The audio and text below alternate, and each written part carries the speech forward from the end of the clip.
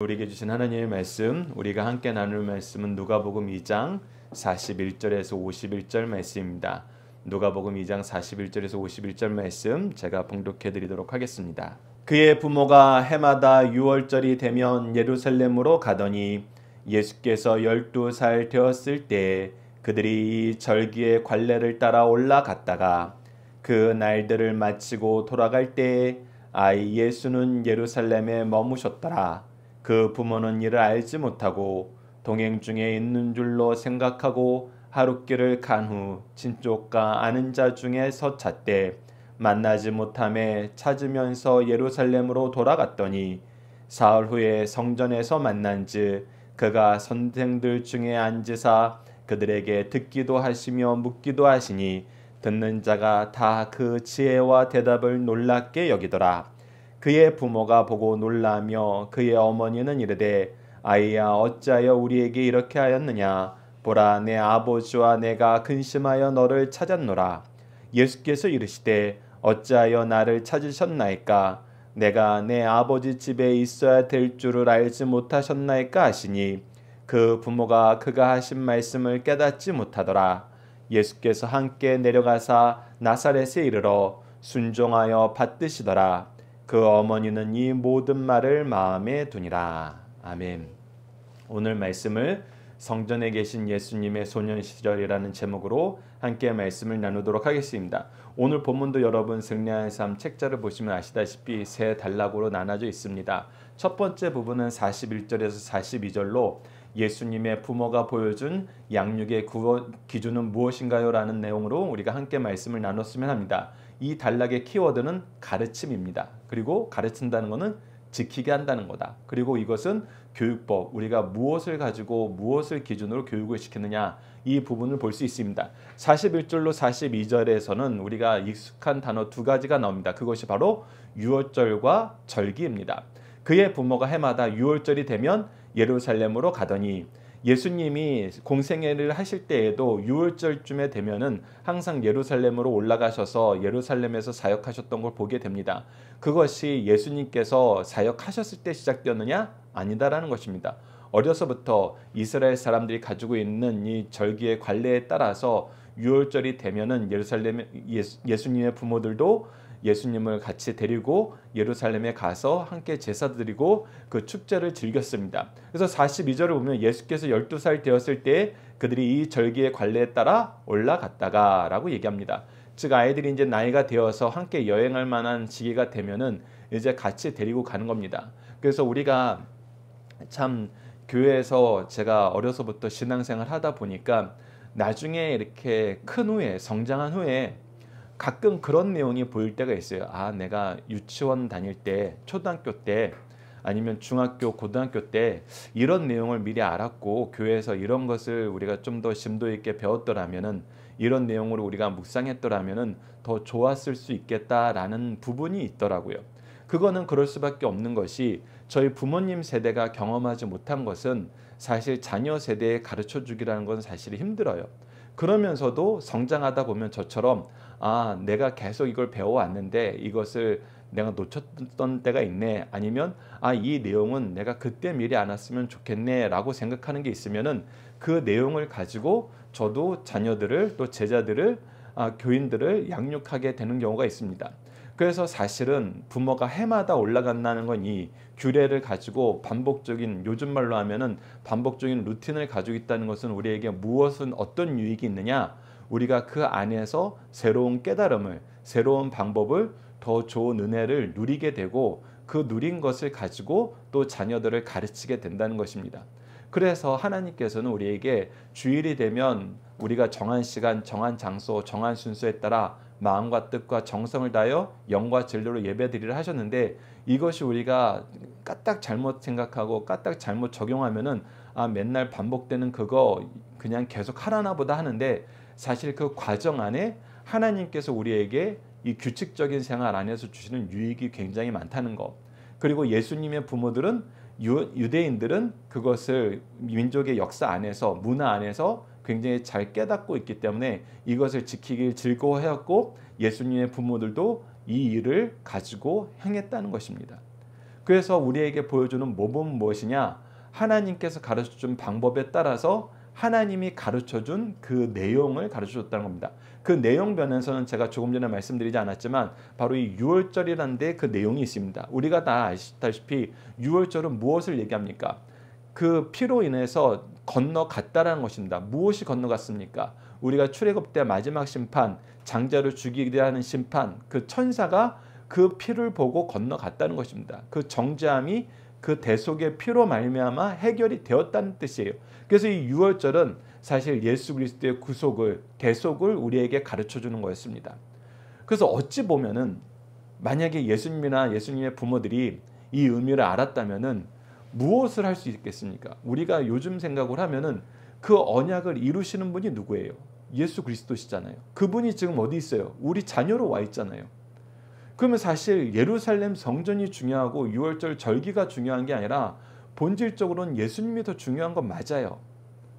근데 그럼에도 불구하고 그것을 가지고 제도를 바꾸거나 아니면 관례를 바꾸거나 목적을 바꾸거나 과정을 바꾸려고 그러지 않고 기존에 있던 것을 따랐다는 것입니다. 그 기존에 있던 것이 누구의 명령이기 때문에? 하나님의 명령이기 때문에.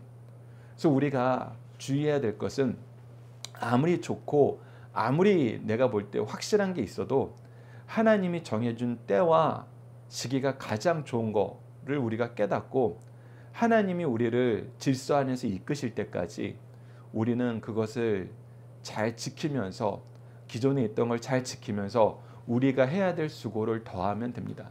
사실 오늘 본문 말씀에서도 그러한 내용이 나옵니다.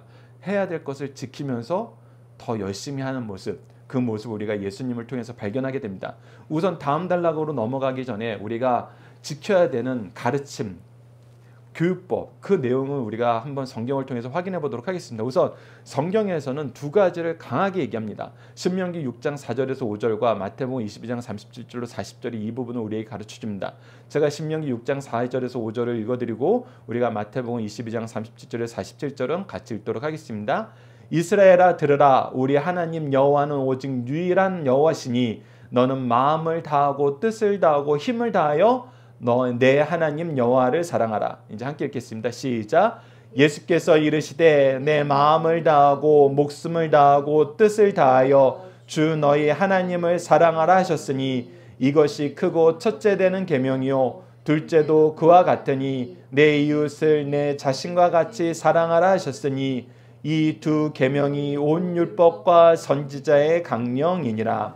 우선 우리가 하나님을 사랑하는 것이 먼저고 그와 같이라고 얘기하는 것처럼 하나님을 사랑하는 그 사랑의 모습으로 우리가 우리 이웃을 사랑하는 것입니다. 그래서 우리가 여기서 성경에서 가르쳐주는 하나님을 사랑한다는 것은 어떻게 사랑한다는 것일까? 이것이 우리가 회개의 내용과 정확하게 대조되어서 이루어집니다. 우리가 회개를 얘기할 때는 지적으로 죄가 무엇인지 알고 감정적으로 죄를 미워하고 의지적으로 하나님께 돌이킨다. 이것이 우리가 회개의 지정의적인 우리가 전인격적인 가르침이었어요. 이것이 동일합니다. 우리가 하나님을 사랑한다는 것은 무엇이냐면 하나님이 좋아하는 것이 무엇인지 알고 죄가 무엇인지 아는 것처럼 하나님이 좋아하는 것이 무엇인지 알고 먼저 알아야 돼요. 그리고 하나님을 향하여 나아가는 것을 우리가 기뻐하고 하나님과 함께하는 것을 우리가 즐거워하는 거예요. 그리고 하나님과 함께하는 거, 하나님이 우리에게 가르쳐준 하나님과 동행하는 삶의 지표, 삶의 루틴이 무엇입니까? 바로 우리가 정한 시간, 정한 장소, 정한 순서에 따라 드리는 예배죠. 그래서 예배를 즐거워하고 의지적으로 하나님께로 향하여 나아가는 것입니다. 이 부분은 회개랑 동일하죠. 우리가 죄에서 돌이켜서 죄보다는 하나님을 향한 의지가 더 큰 거예요. 하나님을 향한 열심이 더 큰 겁니다. 그것이 바로 하나님을 사랑하는 것이라고 우리가 알고 있어요. 그렇기 때문에 이 사랑을 우리가 먼저 알아야 됩니다. 지적으로 알아야 돼요. 하나님이 이것이 나를 사랑하는 것이다. 사실 우리가 요한복음 말씀을 연속 강의 설교로 최근에 마무리하면서 그 내용을 굉장히 깊게 봤잖아요. 하나님이 정말 영광 받으시는 건 무엇이다? 바로 하나님의 아들 예수 그리스도를 전하고 그 예수 그리스도를 믿게 하여서 하나님의 자녀 되게 하는 것이다. 하나님과 함께 영생을 누리게 하는 것이다. 그래서 하나님이 가장 좋아하시는 거, 하나님을 사랑하는 우리의 사랑의 표현은 바로 예수 그리스도의 복음을 전하는 것이다. 요한복음에서 이것을 분명하게 가르쳐주고 있죠. 그래서 우리가 이것을 알아야 된다는 겁니다. 하나님을 사랑한다는 거, 하나님의 사랑으로 이웃을 사랑한다는 거. 그래서 이것은 다른 게 아니라 동일한 거예요. 하나님을 사랑하는 사람에게 무엇을 명령하셨어요? 이웃에게 복음을 전하라고 명령했어요. 그것은 즉 우리가 이웃을 향한 가장 큰 사랑입니다. 그러면 당연히 우리가 가진 시간과 재능과 물질로 그들이 하나님의 말씀으로 복음으로 들어올 수 있도록 섬기는 거, 그 사랑의 범주에 들어갑니다. 그러나 우리가 알아야 되는 것, 중심은 무엇이다? 바로 하나님의 말씀으로 예수 그리스도의 복음을 전하는 것이다. 그래서 예수님께서도 명령하셨습니다. 마태복음 28장 20절, 내가 너에게 분부한 모든 것을 가르쳐 지키게 하라. 예수님의 가르침을 가르쳐 지키게 하는 거예요. 그것이 우리가 하나님을 사랑하고 이웃을 사랑한다는 것입니다. 내가 세상 끝날까지 너희와 항상 함께 있으리라. 그리고 우리는 하나님께서 우리에게 말씀하신 대로, 예수님께서 약속하신 대로 성령의 은혜로 우리가 이 일을 능히 하게 되는 걸 경험합니다. 우리가 승리하는 삶을 사는 걸 경험하는 거예요. 그래서 우리가 앞으로 아이들을 가르칠 때 어떻게 가르쳐야 되느냐, 우리가 자주 반복해서 얘기하는 거, 영생의 말씀을 누구에게 배워서 누구에게 가르칠 것인가라는 이 내용 안에서 우리가 항상 묵상해야 되는 거, 우리가 가르칠 때는 이렇게 가르쳐야 된다. 디모데후서 3장 16절 함께 읽어봅시다. 시작. 모든 성경은 하나님의 감동으로 된 것으로 교훈과 책망과 바르게 함과 의로 교육하기에 유익하니. 그래서 이 네 단계를 우리가 항상 반복하여서 확인해 주면서 노력해야 된다. 교훈은 티칭하는 겁니다. 가르치는 거예요. 책망은 이 가르친 것에 기준이 있기 때문에 가르치지 않으면 책망할 수 없어요. 그래서 우리가 항상 실수하는 거, 항상 아이들이 당황하게 되는 거, 놀라게 되는 것 중에 하나가 바로 가르치지 않았는데 책망하면은 당혹해합니다. 왜 갑자기 이러시지? 왜 갑자기 이런 반응을 보이시지? 예전에는 안 그랬는데. 그렇기 때문에 우리가 가르치는 것이 항상 먼저 돼야 되고, 가르친 것으로 말미암아 기준이 세워졌기 때문에, 하나님의 기준이 세워졌기 때문에 그것으로 우리가 확인하고 있어요. 체크할 수 있는 거예요. 책망할 수 있는 것입니다. 그런 다음에는 반드시 무엇으로 연결해 줘야 되나? 열심히 하신다는 분들도 교훈하고 책망까지는 가요. 그런데 어디에는 신경 쓰지 않으면 커렉팅, 바르게 하는 거. 그런데 가장 중요한 건 바르게 하는 겁니다. 예수님이 제자들을 가르치는 모습을 보면은 이 바르게 하는 것을 위해서 다시 반복해요. 무엇을 반복해요? 교훈과 책망을 다시 반복해요. 될 때까지 반복해요. 우리가 사도 요한의 선교사를 봐도 1차, 2차, 3차 선교 여행을 보면은 반복해요. 반복이에요. 계속 이걸 해야 돼요.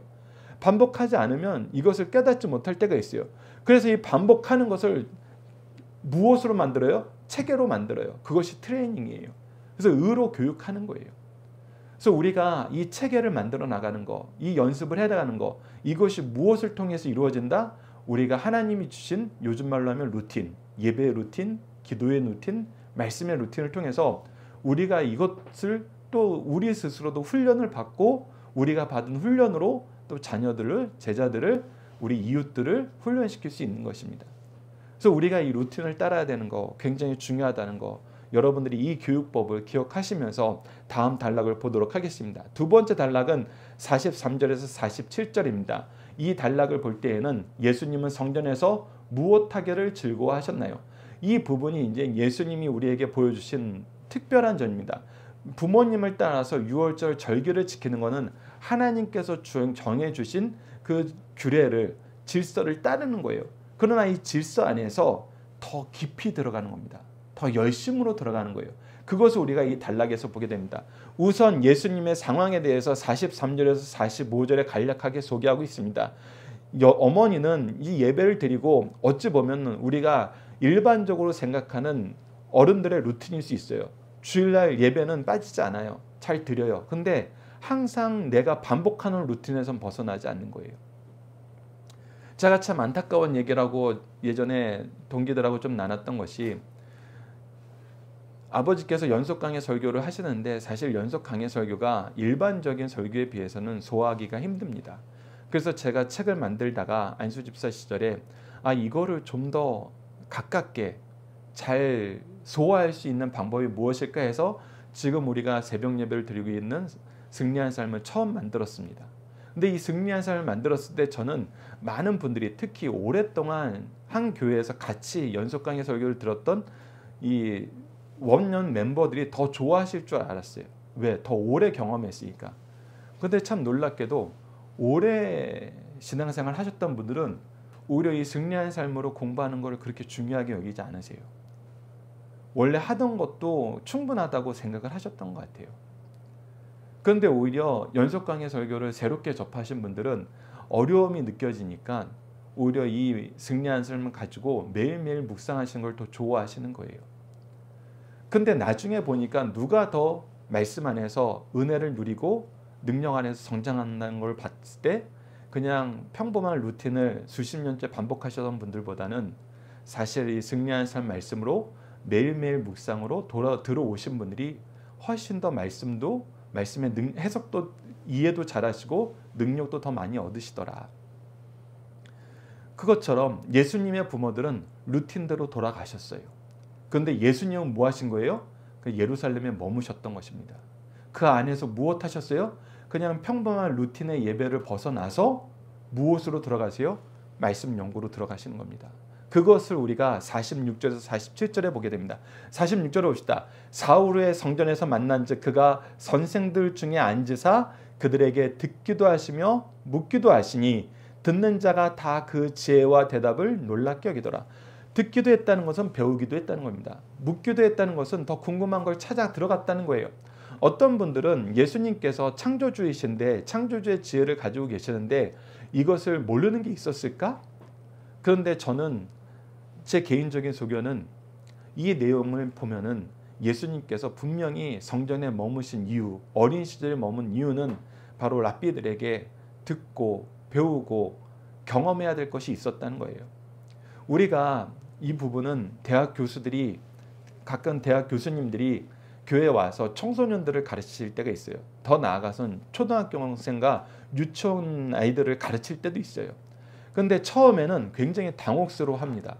평상시에 하던 언어나 가르치던 패턴이 그냥 다 대학생들이 이해했는데 중고등학생만 돼도 어려워하고 초등학교 주일학교 애들한테는 도무지 이게 가능하지 않는 거예요. 그래서 당혹스러워하세요.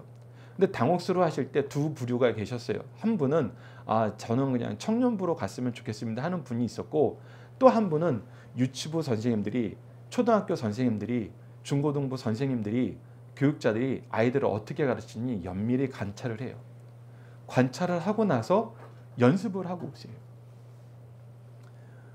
우리가 히브리서를 통해서도 예수님께서 우리의 모든 어려움을 겪으셨다고 얘기하셨어요. 그렇기 때문에 공부하시는 거, 가르치시는 거, 일하시는 거, 이 모든 어려움을 겪었다고 봅니다. 그래서 이들한테도 묻고 대답하는 것이 창조주의 지혜가 있지만 인간으로서 경험해야 될 모든 경험을 친히 하시는, 그래서 그 안에서 더 열심을 내시는, 그리고 그 열심을 보았을 때 열심 안에서 얻는 지혜를 봤을 때 사람들이 놀라게 되는 이 은혜를, 이 역사를 이루셨다는 것입니다. 그래서 우리가 무엇 해야 되느냐? 우리가 이 루틴 안에서는 그 루틴을 반복하는 것이 아니라 그 루틴 안에서 우리가 면밀히 관찰하고 그 안에서 더욱 힘써야 되는 부분이 있으면 힘써야 되고 부족한 부분이 있으면 채워주는 그 유기적인 역량을 발휘해야 됩니다. 그래서 신명기 11장 19절을 보면 이렇게 기록되어 있습니다. 또 그것을 너희의 자녀들에게 가르치며 앉았을 때든지 길을 갈 때든지 누워있을 때든지 일어날 때든지 이 말씀을 강론하고, 그리고 사도행전 20장 7절에서도 보면은 그 주간 첫날에 우리가 떡을 떼려 하여 모였더니 바울이 이튿날 떠나고자 하여 그들에게 강론할세 말을 밤중까지 계속하더니, 사도 바울도 어떻게 보면 그의 선도 루틴이 있었을 거예요. 근데 그 선교 루틴 안에서도 정해진 시간 안에서 무엇을 하길 기뻐했냐면 열심히 밤새까지 이렇게 강론하면서 말씀을 가르치는 걸 좋아했습니다. 그리고 신명기 32장 7절에서 또 뭐라 그럽니까? 옛날을 기억하라. 역대의 연대를 생각하라. 내 아버지에게 물으라. 그가 내게 설명할 것이요 내 어른들에게 물으라. 그들이 내게 말하리라. 하나님께서 우리에게 만남의 루틴을 주셨다는 건 무엇이냐면, 너희들이 궁금한 거 있을 때 묻기 어려워하지 말고 시간 따로 잡고 약속 잡고 또 자리 마련하고, 이거 굉장히 힘든 거거든요. 근데 우리에게는 주일이라는 좋은 제도를 주셨어요. 교회라는 좋은 장소를 주셨어요. 그렇기 때문에 우리가 이때 만나서 묻는 거예요. 하나님의 뜻에 대해서 일주일 동안 우리가 살면서 고민했던 기도의 제목에 대해서 같이 기도의 제목을 나누고, 성경 말씀에 대해서 모르는 건 묻고 가르쳐주는 걸 또 소화하고, 그 안에서 말씀의 기쁨, 말씀의 능력, 하나님이 우리에게 주신 이 지혜의 풍요로움을 통해서 찬양하고 나오는 거. 사실 주일날 이 일 하기에도 굉장히 바쁘거든요. 하루에 이 일이 이루어지는 거 사실 굉장히 힘들어요. 근데 우리가 이 일을 외면하면 안 된다는 것입니다. 외면하면 안 된다는 거예요. 예수님께서도 이 부분에 대해서 우리에게 굉장히 자세하게 얘기합니다. 예수님께서도 랍비들하고 대화를 할 때 뭐라고 얘기합니까? 예수께서 이럴 때 율법에 무엇이라 기록되었으면 내가 어떻게 읽느냐? 확인을 하시는 거예요. 질문을 하는데 너는 그러면 그동안 배웠던 게 무엇이냐? 네가 스스로 묵상한 건 무엇이냐? 그것을 한번 얘기해 봐라. 우리가 성경 공부할 때 이 과정을 겪잖아요. 여러분들이 이번 주에 함께 승리한 삶 말씀을 통해서 은혜 받았던 부분은 무엇입니까? 그것이 바로 여러분들은 성경은 무엇이라고 우리에게 얘기하고 여러분들은 그것을 어떻게 읽었습니까? 사실 이 표현을 물어보는 거거든요. 그리고 우리가 항상 주일날 말씀을 받았어도 사도행전 17장 11절 말씀처럼 이것이 그러한가 하여 날마다 성경을 상고하고 우리가 아무리 은혜를 받았어도 우리에게 말씀을 주신 이 은혜의 내용을 말씀을 통해서 다시 묵상해 보는 것입니다. 왜? 그분은 그렇게 얘기했어도 내가 좀 다르게 들을 수 있거든요. 그리고 그분이 얘기한 것을 우리가 말씀 안에서 확인했을 때 그 은혜의 깊이가 더하는 거고 믿음의 굳건함이 더해지는 것입니다. 그래서 항상 이것을 우리가 반복해야 되는 거. 이 교육 방법, 예수님께서도 친히 실천하시고 열심히 하셨던 이 내용을 우리들도 기억하면서 함께 이 일에 동참하셨으면 합니다.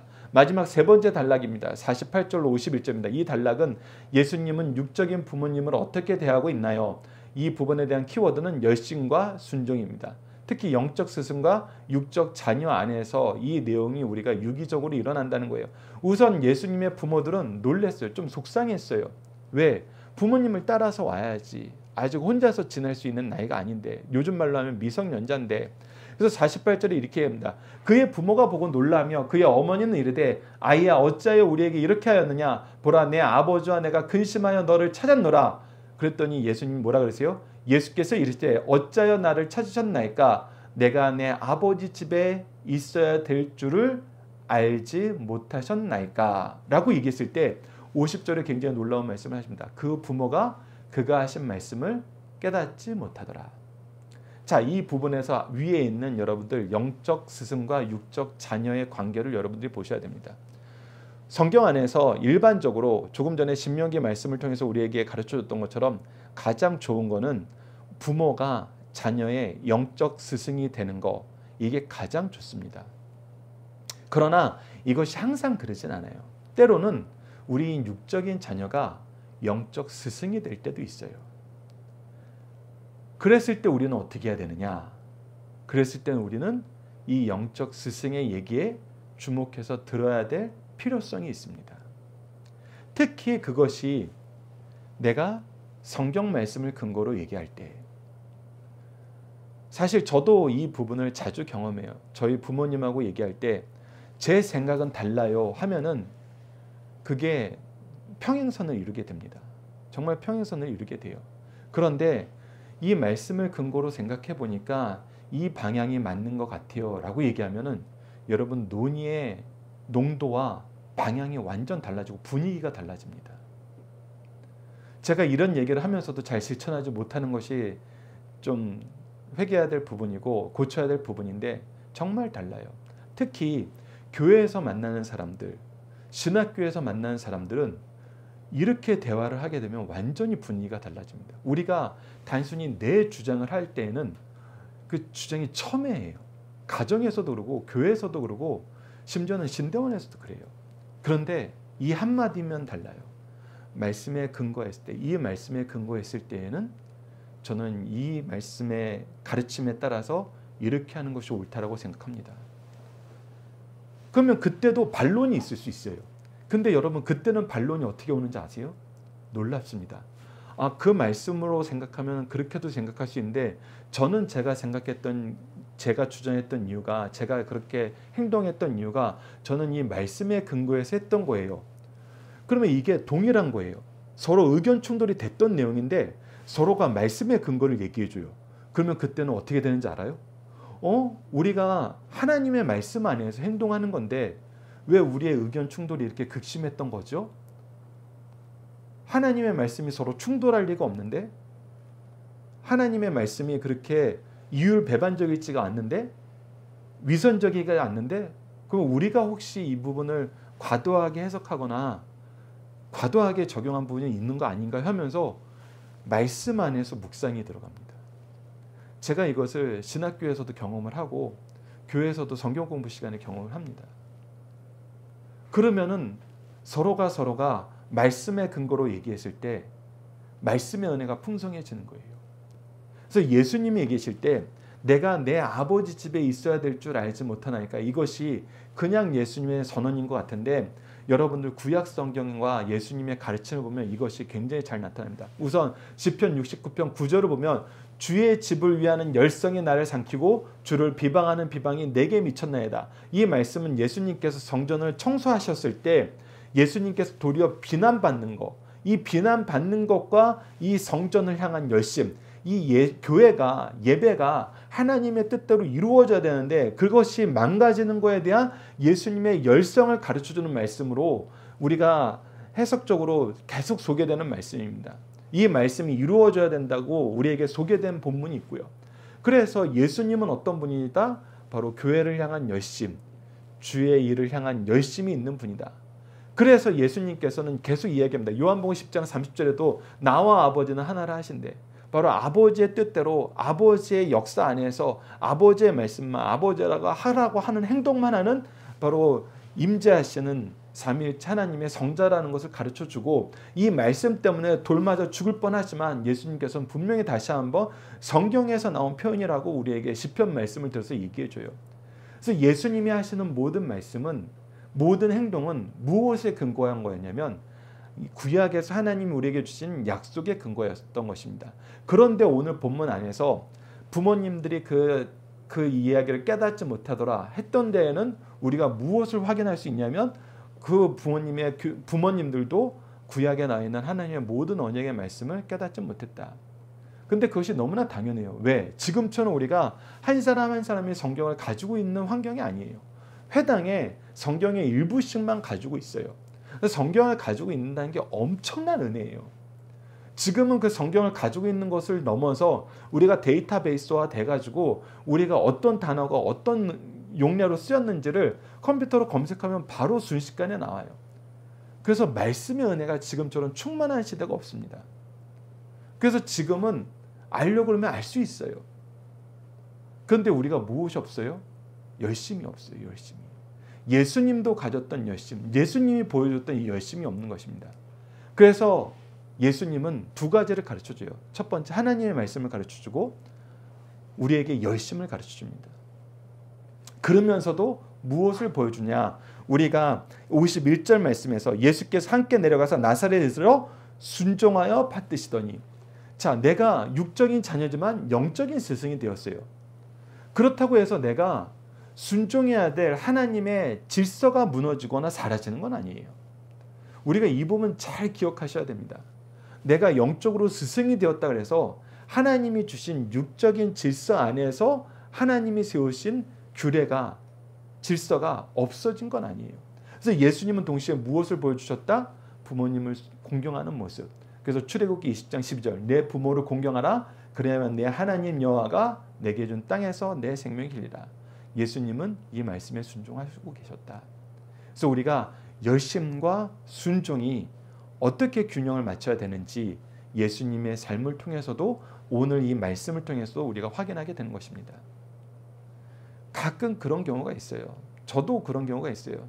제가 일이 더 많고 제가 더 열심히 해야 되는 순간이 오면은 가정 안에서 내가 해야 될 당연한 의무까지도 좀 누가 대신했으면 하는 생각이 들 때가 있어요. 그런데 그러지 마십시오. 그러지 마십시오. 예수님이 우리에게 보여주신 거, 유월절 규례 안에서 그 루틴을 지키지만 그 안에서 정말 열심을 보여주는 거예요. 더 열심히 수고하는 것입니다. 그러면서도 내가 해야 될 당연한 의무는, 하나님이 세우신 질서는 지키는 것. 이것이 우리 그리스도인들이 가져야 되는 삶의 태도다. 세상 사람들하고는 다른 것이다.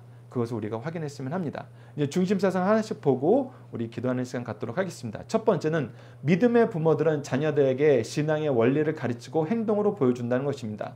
부모된 우리들은 요셉과 마리아처럼 하나님의 규례를 철저히 지키되 부부가 함께 지켜 신앙의 좋은 가정을 꾸며 자녀들에게 본을 보여줘야 합니다. 그래서 부부가 같이 아이들의 손을 잡고 온 가족이 함께 교회 가는 모습, 이건 정말 아름다운 모습입니다. 이건 너무 아름다운 모습이에요. 오늘의 부모들도 교회 생활의 절기와 주의를 어떻게 지키는지 본을 보여줄 뿐 아니라 자녀들과 함께 지켜 자녀들이 신앙의 습관을 몸에 익히도록 하여야 함을 보여주신 말씀입니다. 두 번째입니다. 믿음의 자녀들은 키와 지식에 정비례하여 하나님을 아는 지혜도 갖춰야 되는 겁니다. 사실 이 부분을 박유일 목사님께서 교육을 강조하시기 때문에 특별히 적었는데 저도 이 부분에 굉장히 동의를 합니다. 그리고 여러분들도 부모들도 강성성경연구원 여러분들이나 승리한산 가족들도 이 부분을 특히 좀 주의 깊게 아이들을 양육해 주셨으면 합니다. 특별히 청소년들은 자기 주장을 하고 있다면 예수님의 생육 과정을 본받아 신앙적인 자기 책임도 수행할 수 있어야 된다. 세상 것에 대하여 토론하고 있다면 성전에서 말씀을 토론할 수 있어야 된다. 세상 것만 갖추고 영적인 것은 갖추지 못하면 모래 위에 지은 집과 같이 위기에 처하면 그 인생도 무너지게 된다. 이것은 수십 년 동안 목회를 하셨던 박유일 목사님께서 말씀과 이 삶의 적용 안에서 나오는 말씀이기 때문에 여러분들도 잘 기억해 주시기 바랍니다. 마지막 세 번째입니다. 성도는 교회에 있어야 할 시간에 반드시 있어야 한다. 교회는 우리 삶에서 중요한 곳이다. 성도를 찾으려면 어디에서 찾아야 하는가? 교회에 와서 찾을 수 있어야 한다. 교회에 와서 만날 수 없는 성도는 천국에서도 만날 수 없는 성도다. 동시에 성장해야 할 때 성장이 멈춰 있다면 죽었거나 병들어 있는 상태다. 육적 성장은 느낄 수 있으나 영적 성장은 느낄 수 없다면 그의 영적인 상태가 병들어 있는지 혹은 죽어 있는지 점검해 보아야 된다. 참 교육의 중요성이 새삼 강하게 강조되는 말씀입니다. 여러분들 이 내용을 기억하시면서 자녀들을 잘 양육해 주시길 부탁드립니다. 우리 함께 기도하시겠습니다. 교회를 세우시고 말씀으로 우리를 양육하여 주시는 하나님, 가정과 교회를 통해서 신실한 영적 부모를 허락하여 주셔서 말씀으로 자라며 교회의 복을 누리게 하심을 감사합니다. 하나님이 정하시고 준비하시고 복 주시는 시간과 장소와 순서에 따라서 마음과 뜻과 정성을 다하여 하나님께 예배하고 예수 그리스도의 복음을 배우고 가르치게 하셨는데 이를 멀리함을 용서해 주소서. 우리의 마음을 아버지 하나님께로 돌이키게 하시고 주의 날 주님이 세우신 교회에서 주님의 뜻을 따르는 열심을 회복시켜 주시고 하나님이 세우신 일꾼의 사명을 능히 감당하도록 도와주소서. 예수님 이름으로 기도드립니다. 아멘.